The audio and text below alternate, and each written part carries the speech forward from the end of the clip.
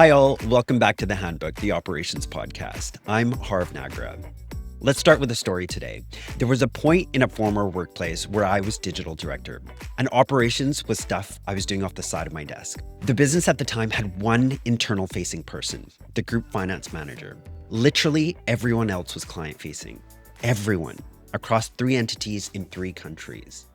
So things like hiring, performance reviews, onboarding, marketing, processes, tech, all of it.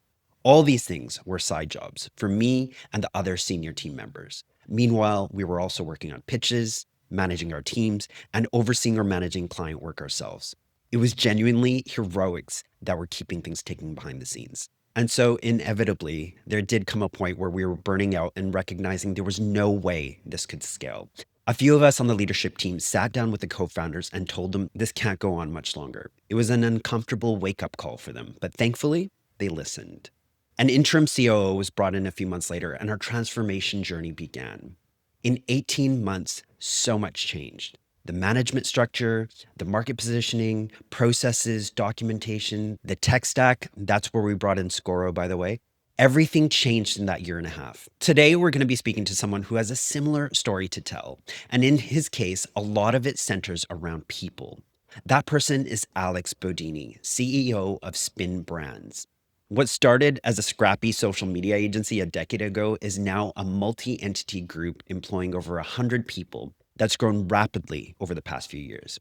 We're going to be talking to Alex about what their business looked like before, why he felt things needed to change, what they changed, and the impact of all of the above. What I love about Alex's story is that this wasn't crisis-led. It was proactive, a conscious decision to build a more mature business. I think you're going to love this conversation. I'll introduce you to Alex in just a moment. Thanks for listening to The Handbook, the Operations Podcast. This podcast is brought to you by Scoro. If you're running an agency or consulting firm, you might live inside tools like Asana, Trello, or Jira. They're great for tasks and collaboration, but they're not built to run your business. So you bolt on more stuff and end up with a patchwork of a dozen tools. Everything's out of sync, and there's no single source of truth. Scoro is different. It's a modern PSA that combines the power of an all-in-one platform with a modern UX. From pipeline to projects to billing to reporting, you get one place to plan, deliver, and track your business. Leaders get the dashboards they need, delivery folks see the work and numbers that matter, and specialists just get a clean view of their tasks and time. Go to Scoro.com/demo to arrange a call and learn how Scoro can help take your business to the next level of maturity. And for the VIP treatment, tell them Harv sent you. Now, let's get to the podcast. Alex, welcome to The Handbook. Thank you so much for being here today. It's a pleasure. I'm excited. I met you last year at an event about this time of the year, and I knew I had to have you on the podcast because your story was just so interesting. And before we dive into kind of what you did to transform your business, let's start with some context. I've heard you describe Spin's journey as moving from proper scrappy to still scrappy to growing up. In your own words, what did each of those stages actually look like inside the business? Yeah, it's a good question. And I guess it's key to our story. Essentially, unlike some agencies, we very much started from what we call like the grassroots level. And by that, I basically mean myself and Matt's my business partner, we were not experienced agency people. We hadn't worked in some agency and got a lot of experience in terms of big clients and big opportunities. We also didn't have any funding, like we were very much like bootstrapped, independent, and we didn't start with any kind of marquee client or any kind of big brand. So really we did start off from that grassroots level. And really what that meant was working with a lot of like really local independent businesses, everything from cafes to apps to local services. And yeah, as a result, kind of we're just about sort of 10 years in now, but we really feel like there's been quite a few different phases in that story. And yeah, the first 3 years were proper scrappy. And by that I mean it was genuinely myself and Max jumping in the car and driving 2 hours to go and meet a random business to hopefully sign up a £300 a month retainer. And that's where we started. And you know what, kind of in some ways, I sometimes look back and I wish we maybe raised some funding to shortcut a few of the stages, or maybe we tried to work our way towards those kind of like bigger clients, bigger opportunities early on. But Mm, realistically, I know it's kind of so core to our story now that kind of going from really, really really simple, relying on pure energy, pure talent, pure good people, to actually bit by bit going through these different stages and eventually getting to where we are now. So I've kind of enjoyed that evolution, and it's very much mhm, ingrained into like our culture and our ways of doing things now, for better and for mhm. worse sometimes. Sometimes I think back to those years when I've worked in businesses like that, and it's very much make it up as you Yeah. go. It can be quite chaotic. And really, I tell a bit of a story in the introduction of this episode, like really relying on the heroics of individuals to pull things through and make it happen just because of their passion. And you do need to grow out of that at some point. For sure. Like we, for so long, built the agency on just having a handful, and by handful, I may mean 10, 12 people who were they were straight out of, maybe some of them went to university and college, some of them didn't, but either way, it was often their first job. But they came straight into spin, Mm, and we just hired them very much with the whole idea of hire the attitude, train the skill. And they were trained up on the spin way of doing things. And they were people who wore many different hats and had a whole load of different roles. And they did amazingly well. And some of those people are still with us coming to this day. Whereas you look at us now and everything's hyper specialized, everybody's got loads of experience, everybody knows exactly what their role is and works in much bigger teams and things like that. And it's, I kind of like, I like both models, but I definitely do think talent and energy goes a huge way in terms of like just doing a good job fundamentally for people. absolutely. We're going to talk a bit more about that kind of maturity journey you went on. I've heard you say that you needed to grow up in order to grow. What were the kind of warning signs that made you feel like that was necessary? Was there a specific moment or something that was happening where you thought that if we don't sort this stuff out, the wheels are going to come off? Yes and no. I suppose there was definitely a few times where we got an opportunity that came to our door that was a little bit further ahead of where we were. And look, Mm, I never think we've done a terrible job of anything, but we didn't seize the opportunity quite as well as we could have, because we always lacked something, whether it's like we lacked the creative process, or we lacked the invoicing, like financial stability, or we wouldn't scope it yeah. properly, price it properly, whatever it might be. We would do something wrong and therefore fumbled to an extent opportunities.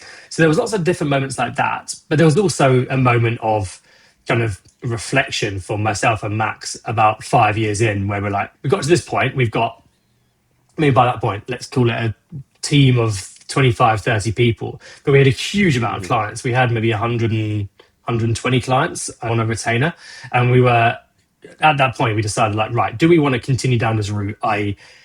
In the nicest possible way, stack them high and sell them cheap, get a huge amount of clients through the door that we'll just try and manage, and we'll win three clients a month, and we'll lose one client a month, and we'll grow that way and whatever. Or do we want Mm, to grow in terms of like, do we want to work with bigger clients? Do we want to work with brands that we've heard of? Do work that we're really proud of? Open up our business to mm, international scale and attract really great talent? And in the end, we mm, decided on the latter. We decided that it's a perfectly viable business model to have a mhm. thousand clients, and I've seen it quite a lot, especially in the States. But Yeah. we decided we didn't want to do that. We wanted to go for that kind of like that blue chip journey for a reason, and we were quite intentional about trying to climb up to that level.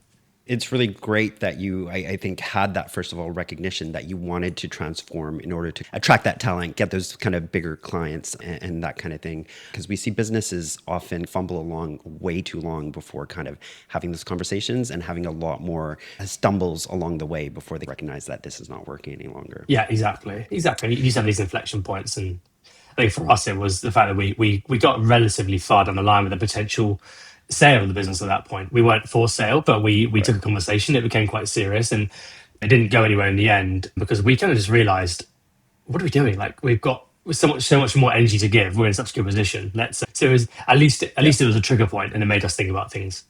Absolutely. We're going to dive into kind of the six areas you looked at in order to become this grown up business. So let's go through it one by one. First, one of the big shifts was bringing in a proper finance director. Who was there before? What were the issues? And what changed when this person was put in place? Yeah, this is probably the most meaningful change that we saw across the business. Up until that point, I suppose myself and Max have always been quite close to the numbers. So we always felt quite comfortable in terms of we were always numbers first, commercially driven. We weren't creatives who found ourselves in a agency and it was all about the work. We always knew we wanted to build a good business. So we felt quite comfortable and we had kind of external accountants basically who would always do a bit of monthly reporting. They'd make sure all our returns went at the same time and things like that.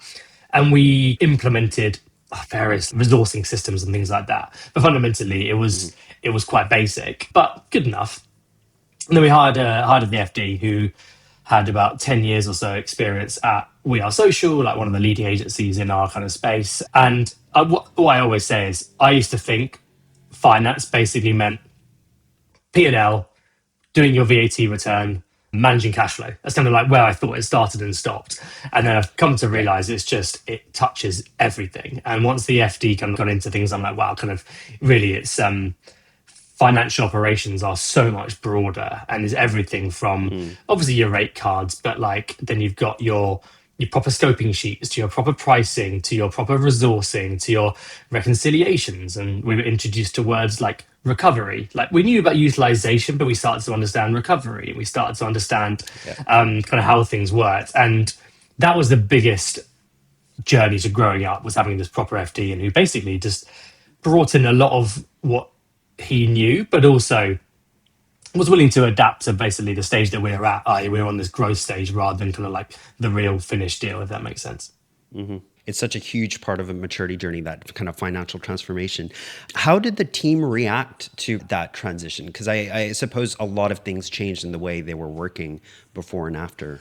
Yeah, it's honestly mixed, but mixed positive. I guess if I start with the negatives, there was a little bit of, oh, this is a new way of doing things and it feels a bit more rigid. And naturally people will say, oh, well, this is slower, or this is like, I don't know, they might call it more bureaucratic, whatever it might be. And we're very careful to not become bureaucratic, but people kind of like put up the normal signals you think they would have. And so there's a tiny bit of pushback, but that was definitely overridden by the fact that everybody's went, oh, it's so nice to have a proper finance person involved. And it's so nice to know that invoices are going out and they're correct all the time, that we don't have to worry about this, we don't have to worry about that. There's a system for this, system for that. And it felt like there was just like a grown up in the room when it comes to financials, because myself and Max, like we're kind of sort of founder energy. And actually to have the grown up behind the scenes and making things tick and making things work made a big difference. I think a lot of people react really positively to that as well, Yeah. right? Like exactly what you're saying. And sometimes I think there are some people that like that really scrappy kind of environment. But I think maybe part of that is that if it's no longer a fit for you, if the business is becoming more mature in the way it operates, then we need to part ways or whatever it may be. And that happens sometimes. Exactly. Yeah. We could have straying into something slightly different, but like in terms of like values, we became a bit more intentional about our values. And by that, I basically mean we started, rather than just saying things which were like generically positive, we actually started saying some things which people might not like and they might scare off the wrong people. Like for us, it was like we said, keep up or get out. Like we basically said, spin moves really, really fast. Social moves really, really fast. Agencies are a whirlwind. And if that's not you, if you'd rather work in a big agency with one client, and if you'd rather have the time to be booked into a project for 3 weeks and get deep into that, that's great. But we're not that. Like we move all the time. And like, so we started jarring with certain people, and that's okay. And we had like just honest human conversations about those things. That's a really nice transition to our second area that you transformed, which was bringing in a HR manager. Tell us kind of why that was necessary, how you were handling HR previously, and what changed once that person was in place. Yeah.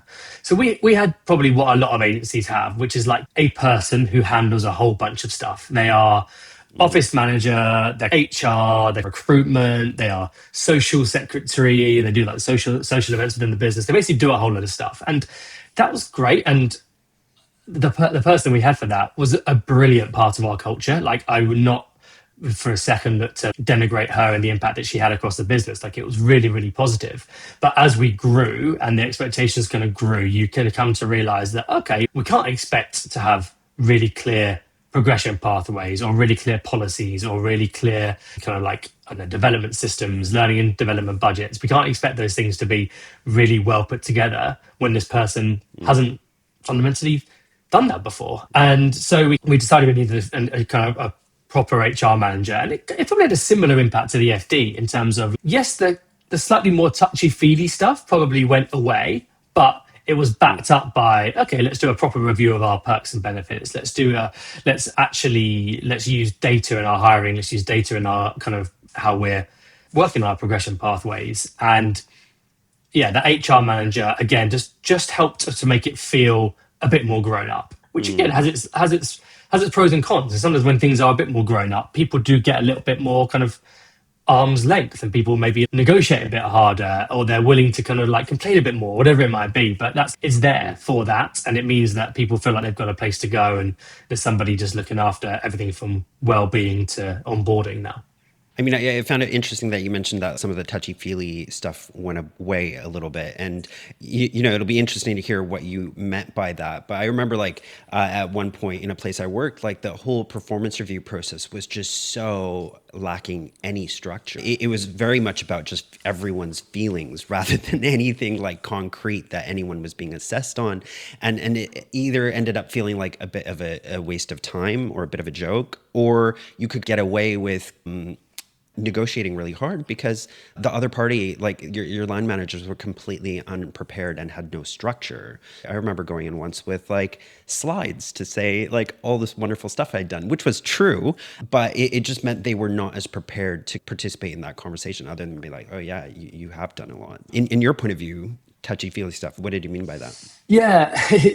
It's interesting because, as you say, like it's data, it's relationships. I think, like on a similar point to what you were saying just then, like when we used to ask how busy someone was or try to figure out capacity across the team, it would basically be say, how busy are you? And everybody always says busy, and then therefore we go, okay, we need to hire more people. And it's things like that. Like if it becomes highly subjective, you lose any objectivity around how you make those decisions. So again, it's similar to the things that we're making. I think what I mean by touchy-feely stuff, basically, I suppose by having these more layers, myself and Max become more removed from the team.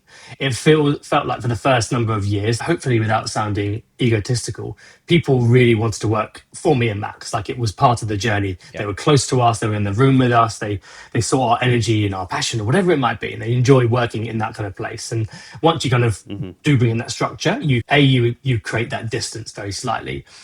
Secondly, right. I suppose we just maybe some of the we probably replaced some of the bit more like fun perks, like everything from going to the pub to doing something silly to little treats to like spontaneous, I don't know, afternoons off, whatever it might be. We removed that and we went, let's get professional healthcare and let's get a really good parental leave policy and let's make sure that our disciplinary process is well documented.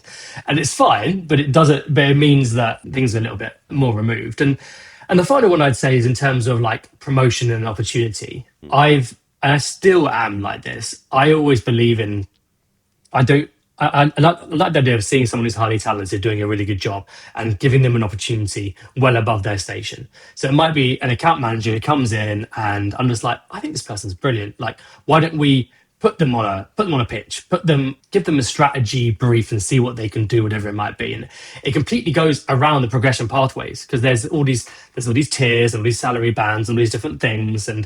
But sometimes people just like move outside their lane a little bit, whereas now it feels like that happens a lot less. So I actually would say progression within the business is slower, and it's probably does make sense in most cases, but I do miss the ability to like move talent fast. And sometimes we do bypass it when we really see an opportunity. Makes sense. All right, let's move into the third area. And again, a nice transition because we're talking about kind of promotions and that kind of thing. You said that you shifted towards hiring more senior leaders with external experience. And that kind of made me wonder, what kind of expertise were you missing before and what kinds of roles did you bring in? And of course, what changed? Yeah. So as I sort of half mentioned before, like we hired a lot of people who were essentially, we had a social team and a paid team, and they were the two roles that we had really. But everyone was quite raw in terms of talent. And kind of if you were in the social team, you did everything from you did strategy, you did ideation, you did copywriting, you did social media management, you did client management, you did a bit of measurement, whatever it might be. And that was fine. And it got us to a certain point. But we basically realized that to be really, really effective at social, to use the example, you need a brilliant strategist. You need a brilliant creative. You need a brilliant producer. You need a brilliant community manager. You need a brilliant kind of measurement executive. You need a brilliant client services person. And those are quite different skills. And asking somebody to do all those skills, like it's just not going to work out that well. So we basically started looking for specialists in those spaces. We started to say, okay, our creative team, actually, let's hire people who have done creative work, either in big agencies, small agencies, social agencies, and basically brought those expertise in. So that was the first thing. The second thing was we did just feel like sometimes, as much as like energy and vibes got us to a certain place, with grown-up clients, we needed grown-up people. And the world is quite transparent now, and everybody can look up anybody on LinkedIn. And if we won some big, exciting blue chip client and we said, here's your strategist, it's very possible that client looks up that person and says, they left university a year ago and they were an account executive up until last year. And even though I'm saying, yeah, they're really, really talented, it doesn't look right or feel right.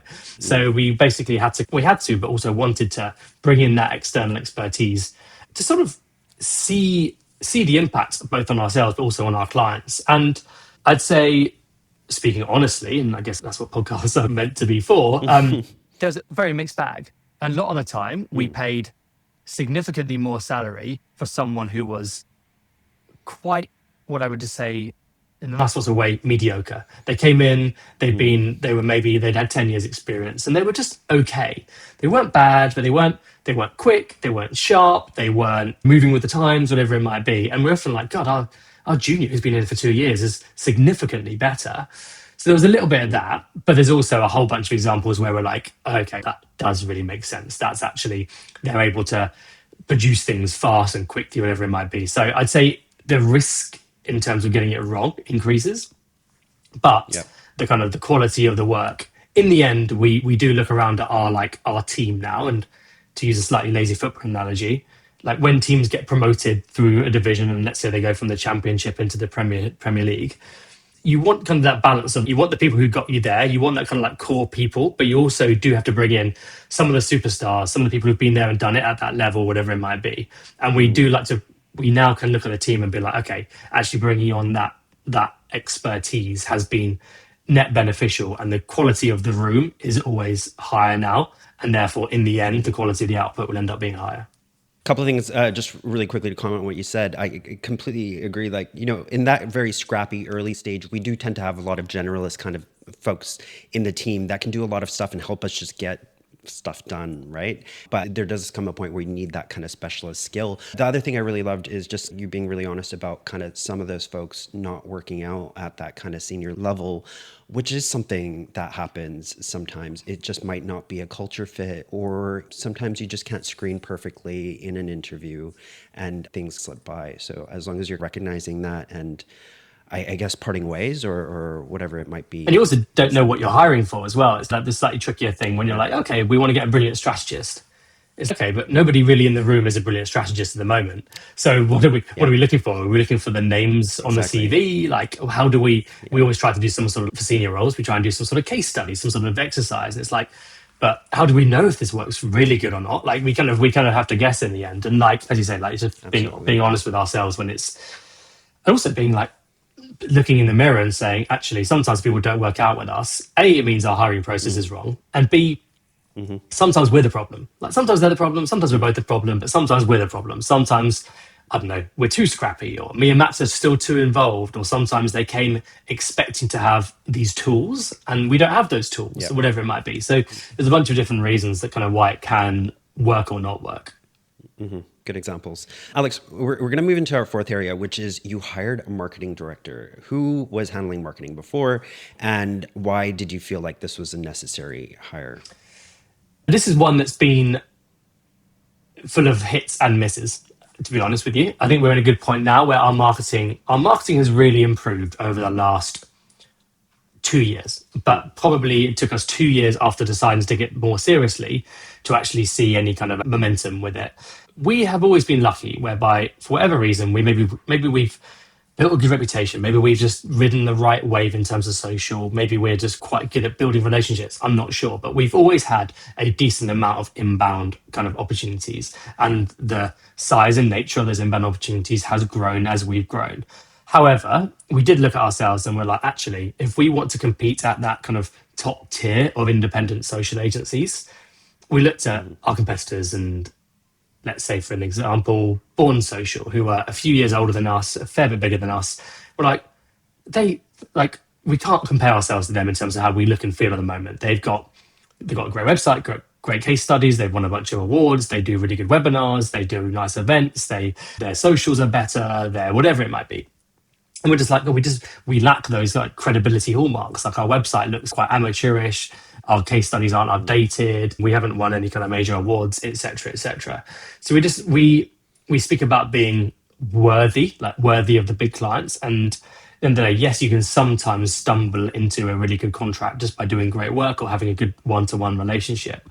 But a lot of the time, kind of people who are looking for new agencies and looking to switch agencies, they're going to scour the market, and we have to look the part and feel credible. And now we're in a spot where actually, like, of course it's not perfect, but we're in a much better position now. Like our website looks good, our proposition looks good, our kind of communication is clear, our socials are good, we've got a good newsletter, we've won some good awards, we host some really good monthly events. Like we've got a lot of stuff happening now that basically just makes Spin look like it fits at that level, essentially. It's great that story you've told, like how that worked and the impact that had. Often I see when people are hiring for that marketing role, they're going from like really poor marketing in-house done off the side of people's desks. And so the kind of idea is that we're going to hire a marketing assistant to just help us get by. But I like that you went the other way and said, actually, no, we need a marketing director who's really going to sort this out and not just start from the bottom and iterate on kind of the effort that we're already putting in. Exactly. It's that kind of age-old thing whereby, like, a lot of the time we will speak about, like, sometimes a slightly kind of cheesy phrase where we're like, we're on a mission to prove that social isn't just the cherry on top, it's the whole damn cake, is like the idea. So like we're trying to say socials is like big grown-up opportunities, big grown-up channel. And the thing that kind of like used to be like a big phrase back in 2016, 2017 when we started is, oh, just give it to the intern. And like, if you're just going to give the social to the intern and hope something's going to happen, then of course you're going to be in, like, we're the counter argument to why you take social seriously. And therefore, if we just hired someone respectfully on an entry level salary and just said, can you make us just look a bit better? It's just going to take more management of that person than is worth it. It doesn't really make any sense. Whereas if we want to look grown up and look the real deal, it's worth going senior in that regard and have somebody who knows the industry, knows how agencies grow, and knows how clients assess agencies and things like that. And the impact just so much stronger as Exactly. well. We're moving into our fifth area of SIGs. You brought in a chairman. What prompted that? This kind of came from the fact that, like, we've always had good advice as a business kind of along the way, whether it's like sometimes family advice, sometimes like we had some kind of like early stage advisors, whatever it might be. But then we got to the point where it was just me and Max. And yes, we started building a senior leadership team around us, but we I don't know, we talk a lot about what we could do, and we definitely got a little bit of kind of shiny object syndrome in terms of we could go here, we could try this, we could try that. And that's quite nice for a bit, but essentially, we wanted to understand how businesses go from like where we were to basically like really kind of scale up and really become like a key part of the industry and do something really exciting. And we basically we wanted some accountability, and we wanted just like people who could be removed from the day to day, who could help us think a little bit bigger. We got introduced to our chairman, who's a chap called John Smith, of all names, and he's basically based out in LA. So a British guy who moved out to LA maybe 15, 20 years ago, something like that. And his whole thing, and I'm going to do a visual representation, but I'll explain it for anyone who's listening, is he likes to take things that are this small, i.e. like putting his hands very close together, and help them get this big. And essentially his whole thing is, most people just think too small. Most people think, I'm in this industry, I do this one service. The only way I can grow is by doing more of what we do to more clients. And he was like, he basically believes there's 4 or 5 key levers: through acquisition, through internationalization, through what he calls like adjacencies. For us, that basically means rather than think ourselves as purely an agency services provider, how can we actually how can we provide those services but in a different way? Can we create our own IP? Can we have our own content? Can we have our own channels? And he just basically challenges us all the time. His kind of what he always wants to do is antagonize us, and in a really nice way. But he wants to basically like ask questions that make us get a little bit like, oh, like, well, that's a good point. I didn't really think about that, and just basically make us get out of any kind of comfort zone. And it's been really good. It's been really, really nice to have that kind of person who's that bit removed, both geographically but also from the day to day, who can just help us think bigger. And we have started taking slightly bigger swings as a result. I love that. Just out of interest, was this just you were introduced and it was just you felt it was the right fit, or did you go through any kind of process to kind of identify who you might want to find? We did speak to a couple of different people for sure. We decided we wanted advice, and we spoke to a few different people, and we kind of like assessed, because there's a lot of I mean this respectfully, there's a lot of NEDs, like non-executive directors around. There's a lot of advisory companies around. And if I looked at my LinkedIn, I've probably got 300 people who basically said, hey, I'd like to work with you guys on whatever it might be. We knew a few that we had always liked, but John in particular, he had been chairman at a similar business who'd been through that kind of scale and private equity sale and things like that. And he came across us and asked for an introduction to us. So someone who we already knew said, hey, look, this guy, John, would like to talk to you guys about this, that, the other. And we jumped on a kind of couple of calls and had really good chemistry and decided to start working together. Yeah, it was an introduction, but we were looking for something, and he ticked all the boxes in the end. All right, Alex, on to the sixth. And this one's not about people. You made a long-term commitment to a physical office space. Were you fully remote before? And why was this important to you? Yeah, and it's something I still think about whether or not it's 100% right, 100% wrong. It's probably neither. We always had an office. We started in Southwest London, because that's kind of where me and Matt were based at the time. And we quite quickly realised that we didn't want to stay in Southwest London because it meant our talent pool was very limited, because only people who live in Southwest London want to work in Southwest London. So we had to move out, and that was definitely a really good decision. And then basically during the lead up early years, and then obviously the COVID years, and then the post-COVID year, we basically jumped around a lot, and we went from having kind of our own small private office to a co-working space. Then we sublet a bit of an office. Then we went back to a co-working space. And kind of like we bounced around, and we always underinvested in it, because we always felt like there is a deal. There's always a deal for an office. There's always someone who's got some spare space. There's always an office which is due to be demolished in 2 years' time, and therefore there's some really cheap rates available. There's always someone who needs to get out of their lease, and therefore you can get it cheaper. So we kind of I hated the idea of paying market rates for any sort of office, because I just knew there was stuff out there. But then basically we came to realize that if we're going to take ourselves seriously, if we're going to attract good talent, if we're going to work with really exciting clients, we need an office that looked and felt our own, for culture reasons, for work reasons, for whatever it might be. And at the time we liked kind of like London Bridge area. And so we decided to commit to basically a 5,000 square foot office split over 2 floors on a 5-year lease. And yeah, it's overall been very, very good to us. Like, we got a space that feels like our own. I am sure there's been a bunch of unseen benefits. I'm sure maybe we convinced candidates to join us when they might not have done. I'm sure clients might have liked our vibe. I'm sure it's kept people in the business for longer because they had a nice relationship with their client and with their colleagues. But it is expensive. Like, it's not only the rent, it's the rates, it's the service charge, it's the office manager, it's the toilets got blocked, it's the supplies, it's the coffees, it's the parties. It's it really does add up. And we were, up until COVID, like 5 days a week in the office.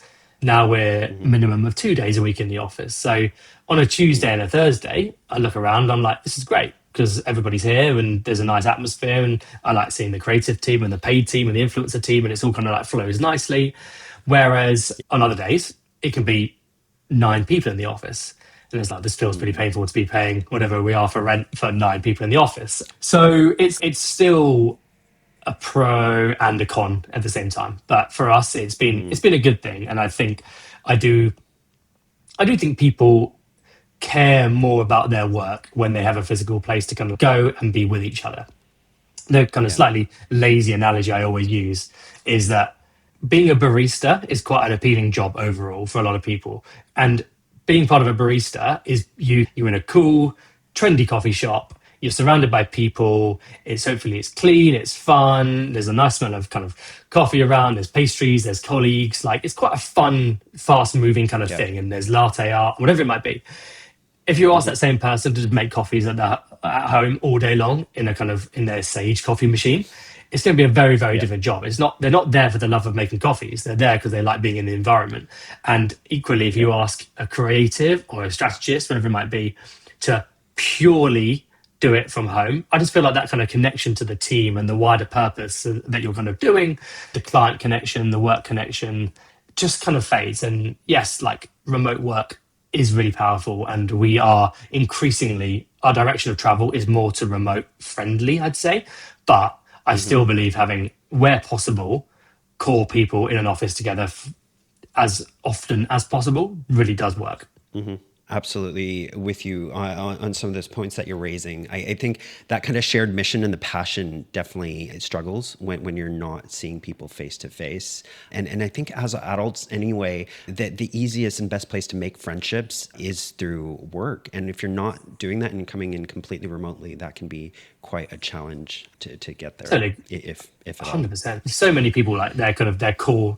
A lot of people join Spin and they maybe came from overseas, or they'd like they just moved to London from like somewhere else in the UK, and their core friendship groups are is from Yeah. Spin, and there's a huge amount of Spin relationships which are still going because we're like, and it's like that stuff does matter for sure. Absolutely. Small tangent. Do you find that, like, in terms of recruitment, then you're kind of forced to stick to London, and there might be candidates that want to work for you further afield that you have to say no to, and that's just the way it is. This is why we're starting to be a bit more remote friendly, and we're starting to be clear around okay, which roles really do need to be in London. And for us Mm, that is typically like client leadership or like client services. We do want those people in London. We like mhm. any sort of production kind of people who basically need to come down, arrange a shoot and arrange various different people. We would always prefer those to Yeah. be in London. However, things like post production video editing, things like to an extent sometimes like strategists, we're open to those people being a little bit more removed now, ideally still commutable to London. So ideally the strategist can still come in for either a pitch or whatever it might be, but we are increasingly a bit more open-minded, and we will make sure that for the right roles we're considering the wider talent pool, because we want to just fundamentally we want the best person for the job. And it's yeah it's a tough one to balance though for sure. That makes sense. Alex, we've been talking about your transformation story. A lot of it had to do with people. And I can't not comment on this. I was looking at your about page on your website, and there was no ops person there. So I was just like, what gives? It's a good question. I mean, basically, ops fundamentally falls under IFD, and that's kind of like so. Like we actually have quite a big ops team now. So like we're a group structure now where we've got Spin Group and we've got three agencies within the group now. Spin, the social Yeah. agency, Be a Bear, the YouTube agency, and then Tiny Studios, the production agency. The second two we acquired last year, and then we have a central ops Mm, function, which is basically our FD, and that's kind of why I kind of mentioned before. Like I think finance can be like it can be so much bigger than purely kind of like finance. So Lee, the FD, is basically our essentially head of business ops as well. We then have another finance manager, we have a recruiter, we have a HR manager, we have a studio manager, and we have an office manager. So those six people are essentially like our ops function, and they got it. all report into Lee, the FD. So you can say that Lee kind of like I suppose different terminology for similar things, but you can almost say he's a bit more of a COO style role as opposed to a CFO style role. But Got it. obviously, the finance function falls under him as well. So we do have quite a decent investment in the ops layer to make sure that the whole Got agency it. flows. Okay. Forgiven. Um, so you mentioned the kind of multi-entity setup, and you've started growing the group through acquisition. Maybe that was slightly influenced by the chairman that you'd brought in. When thinking about operations, are there things that come to mind about being multi-entity that you hadn't appreciated previously, like complexities or things you just maybe were surprised by or didn't have to worry about?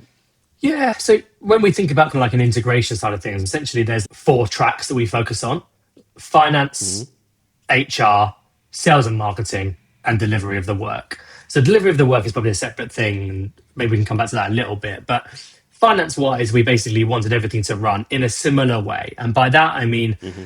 scoping and pricing and rate cards all look and feel the same. There's obviously maybe slightly nuances in terms of the rate cards, but that's kind of done in the same way. Forecasting is done in the same way. So we're really clear about kind of like how we weight opportunities, like how we do a budgeting perspective, and every rolling forecast looks the same, has the same lines within the forecast, and we're able to compare those kind of forecasts. So transitioning to that overall that's been quite smooth. The only thing I would say is like Spin is typically a more of a retainer agency, whereas like Hmm. Tiny Studios, for example, is more of a kind of project agency.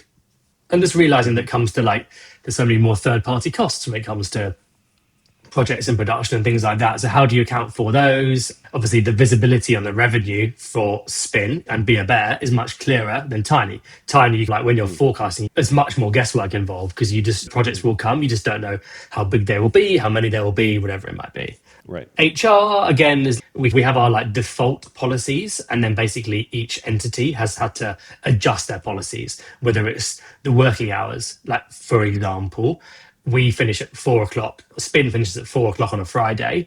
However, for Be a Bear, a huge amount of their key hours are 4 till 6 on a Friday because a huge amount of uploading needs to be done ahead of the weekend for YouTube content and things like that. So for them, just shutting off at 4 o'clock simply wasn't an option. So we're like, how do we make that fair? So there's always like different things like that in terms of policies that need a little tweak, but that's worked quite well. Sales and marketing has pulled together really nicely. That's been a really positive experience. So there's been nuance, but I'd say typically because we've become quite advanced in terms of our ops thinking and our structure, that actually a lot of the time they're quite happy to kind of like adopt our frameworks because it feels like they can just get on the railing straight away and not have to stress too much about it. Right. I had a question about kind of the overall transformation as well. We've talked about a lot today in terms of kind of everything you did in place to become this kind of grown up agency. How long did that transformation take? And I'm just wondering, like, in terms of you making all these changes, hiring all these kind of very senior leaders to lead these disciplines in your business, did you do them one at a time or was it kind of in tandem? We did quite a lot all at the same time, to be fair. So I think there was a slightly naive, probably 3-year plan. So we basically planned most of this stuff in 2021, early 2022. And then we basically thought 2022, 2023, 2024. By 3 years' time, everything will be done and we'll be flying. We'll be able to bear all the fruits from that. We made a lot of the changes. We implemented a lot of the changes during 2022. So most of the people were in situ by the end of 2022. And yeah, there was quite a lot of cost involved. Like certainly our chairman still says it's actually very impressive you've been able to do this purely off your own kind of balance sheet because we didn't raise any money to do it, and we also did these acquisitions. And look, we're an independent agency. We've always been profitable. We've always done well, but we're not sitting on 3 million quid of cash in the bank. Like we always have to manage cash throughout every process, and there was a lot of cost. And as I said, we got some things right. Like for example, like Lee, the FD, he joined and he's been a brilliant part of the business for 2.5 years now. Other people were invested and they had to leave after 6 months for any number of different reasons. And that kind of what we did realize is getting the hiring decision wrong costs you a huge amount of time because you spend maybe 3 months hiring, then you wait 3 to 4 months for a notice period, then they join, then you want to give them at least 6 months really to see if like they kind of work out. If they don't work out, you then got to often pay their notice period, whatever it might be, hire again. So you don't lose 3 months. You actually lose about a year if you make the hiring decision wrong. So that was tricky. But yeah, overall, it definitely took much longer than we expected. It definitely, there was more resistance internally than we mentioned a bit of that before than we probably expected, a slight changing of the culture. And to be honest with you, right now, we're still navigating some of the transition to being like a true kind of top tier agency. We've still got some gaps.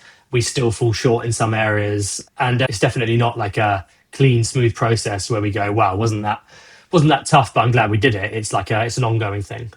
Clearly, listening to your story, like there's been a huge amount of change, and a lot of it, most of it, probably really positive. What was the hardest part? The hardest thing I'd say was this kind of this mentality that came within the business of old spin and new spin, and kind of and learning to be okay with that. Because old spin, and some people hate us talking about old spin. I don't mean to kind of like trigger them, but there was old spin. First 5 years of spin, whereby it was way more fun. There Yeah. was way more hustle. There was way more like hunger to win the work, keep the work.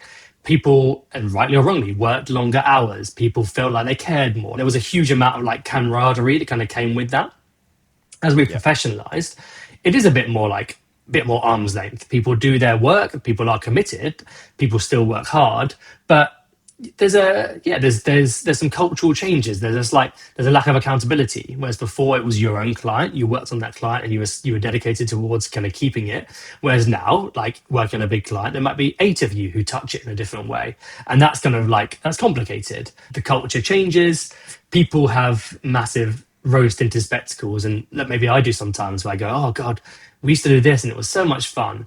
I remember back then there was all these other challenges, like whereas for example, Mm. like now, like pay structures are really clear. People get paid well. There's really good benefits. There's really good development plans. There's learning and development side of things. That's all kind of working forward.